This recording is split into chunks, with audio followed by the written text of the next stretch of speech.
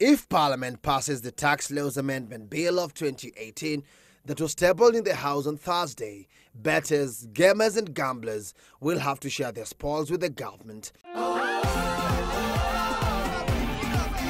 These provisions will see participants pay a 20% withholding tax on each win arising from bets, lotteries, games and prize competitions, something that tax experts say was foreseen given the speed at which the sector is growing and revenue crisis the state is facing. It's more trying to spread the burden of taxation so that whatever the source of your income, whether it's through your hard work or through some lucky bet, then you still pay some tax. So in a sense, I wouldn't say it's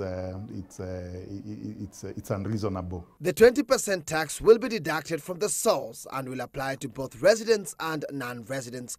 Similar provisions were revoked in the 2016 Finance Act due to enforcement-related challenges. How practical will it be when it comes to the enforcement bits of these particular proposals? In terms of how practical it is, I guess if it's a cash prize, it's probably not difficult to tax that because you simply net off and pay the difference.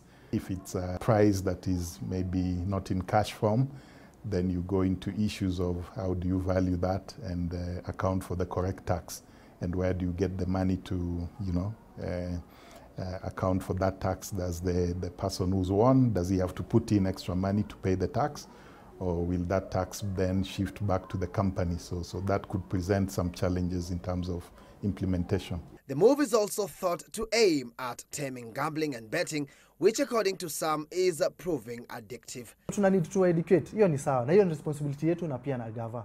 And we are willing to go ahead na educate kila mtu. More of our population is getting more and more involved in gambling, which they want to control. So some view it as a good move.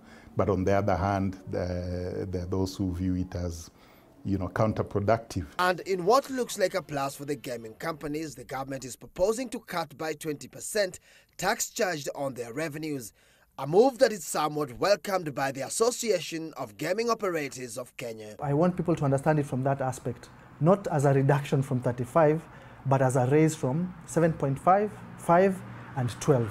Because it's still on revenue and it still has a very huge impact on the business. The association further reckons that proposals on withholding tax will tilt the playing field in favor of foreign firms operating in Kenya. This besides forcing an alteration of gaming firms' back office systems. So you'll have these companies coming on board and whereby people can transact and the money just goes outside the country, and those companies will not be withholding the winnings from that end.